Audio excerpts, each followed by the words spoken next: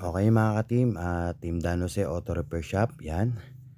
Meron tayong ikakabit na side mirror diyan. Ayan yung sa aming Nissan Almera na N17 1.5, 4-cylinder.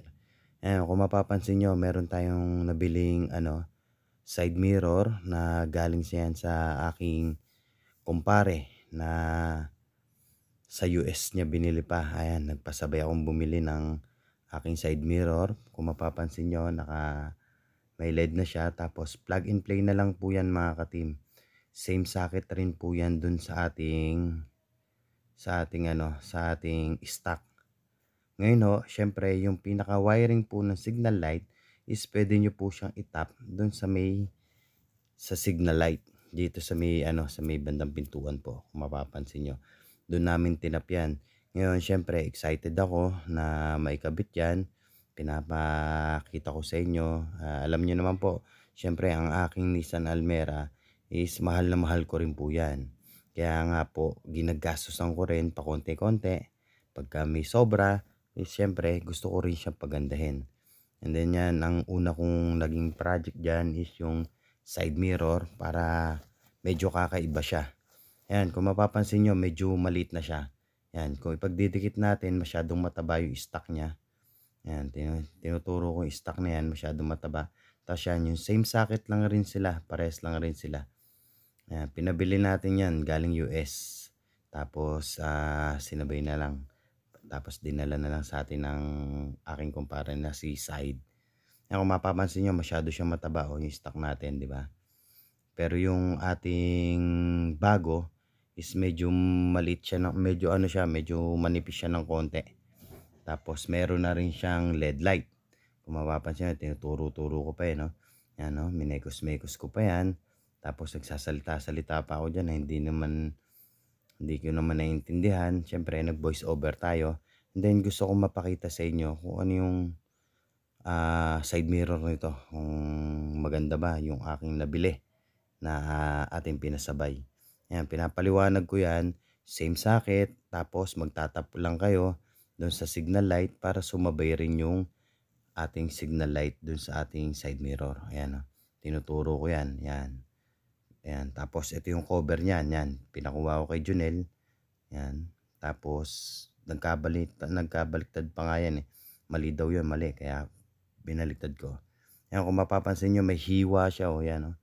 Tapos yan. Sinukat ko lang. Siyempre ilalagay ko yan mamaya pagka nakabit ko na. Kung paano nyo tinanggal yung inyong side mirror, same procedure lang rin po sa pagkabit. Kasi yan medyo kinat ko na eh. Pinakita ko na nakakabit na pero pinasilip ko naman kung paano ikakabit. Yan, punta kami dito sa ating Nissan Almera. Ayan po yung aking Nissan Almera. Yan, may 3 tornilyo lang yan. Isasaksak nyo lang po yan doon. Tapos may 3 bolt yan. Ayan. Yan, pagkasaksak nyan, higpitan nyo lang, ganun lang. Tapos kabit nyo yung socket. Tanggalin nyo muna yung nut.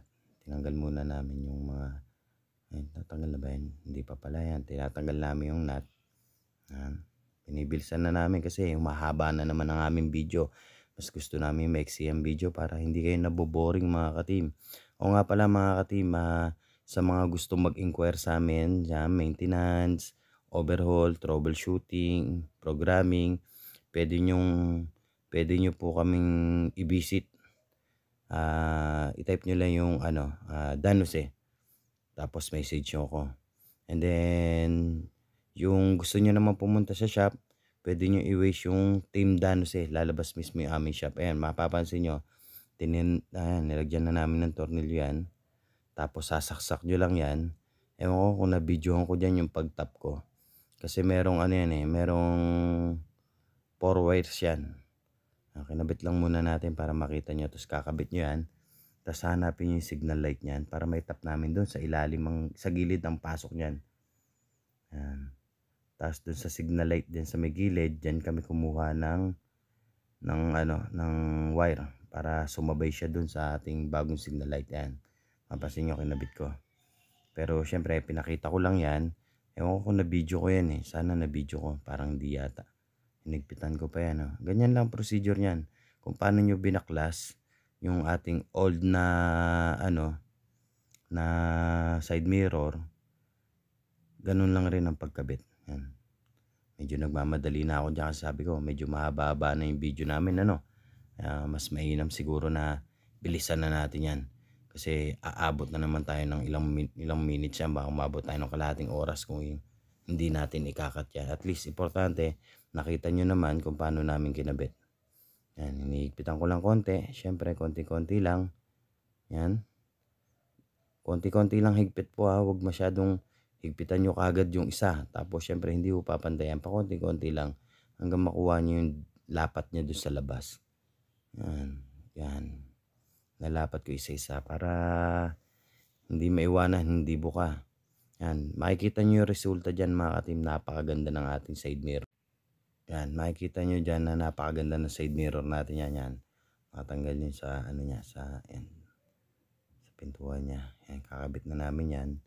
Then hindi ko na yata pinakita dyan kung anong ginawa ko. Tapos trinay ko lang muna i-on yan eh. Yan. Pinakita ko rin syempre yung nabili nating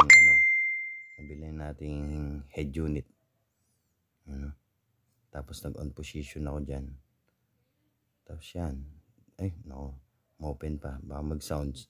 Mayari tayo sa magkaroon tayo ng violation. Dapat wala siya maririnig na kantayan. Kung mapapansin nyo, ito na yung ating side mirror. Pinidyohan ko ng gabi para mas maliwanag. Ayan o mga katim, kitang-kita nyo naman po na napakaganda ng ating side mirror. Okay mga katim at maraming salamat. Yan mga katim o.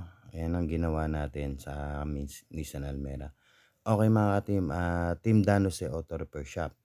Handang magbigay ng DIY tips, paalam, and sana ma-enjoy kayo sa aking ginawang side mirror. Okay, thank you.